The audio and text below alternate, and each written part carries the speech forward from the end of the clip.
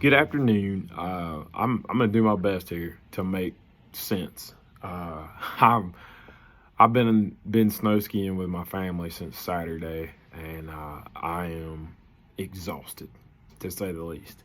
So, but I'm gonna do my best right here. I'm gonna do my absolute best. Um, Listen, love Gary Thomas. Got a chance to see him live, to sit down with him as he did his Sacred Marriage. Um, as he kind of taught that book at a church that I used to work at. Unbelievable guy. So super excited about reading through this book as a class. So just going to jump in right here. And really for me, as I read through chapter 1, which I haven't read this book before today, or before, not today, but before we started. But have I ever found myself comparing my spiritual pathway to someone else's? And the answer is yes, very much so. Um, the spirit of comparison is something that Satan uses against me pretty regularly. And so anytime you want to talk about comparison, I can get in on that conversation just because it's something that I struggle with. But even looking into these pathways, I really firmly believe that like my pathway is loving God by loving others. That's who I am. That's who God created me to be, and I love that. I think that that's why people are drawn to me is my ability to love them well and to love them as Christ loves them, which is without condition. And so the comparison part comes in for me of not so much does that person love people as well as I do, but I think about the intellectual pathway, and so that's been a struggle for me. Is that person a better minister? Is that person a better pastor? Is that person a better, better at their job than me because they have more education than me, or because they, know more biblically than I do? So that's definitely been a big thing for me. Honestly, part of the reason why I, at 39, almost 40 years old, am in seminary is because I've struggled with that, and like I want to be able to put that to bed.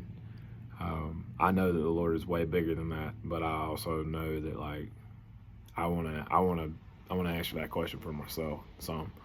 So yeah, struggled with that for sure, big time.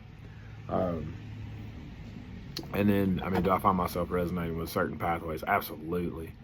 Loving God by loving others. That's me. That is who my ministry is. I'm a relational guy.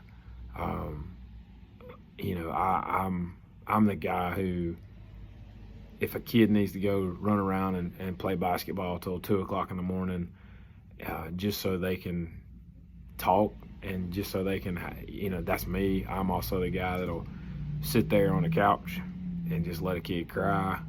I'm also the guy that, and these are all youth ministry examples, but that's just who I am. I love people. And for the longest time, like I didn't understand that. I didn't understand where that came from. Like I think back to even like high school, not understanding like my heart for people on my teams, kids in our school.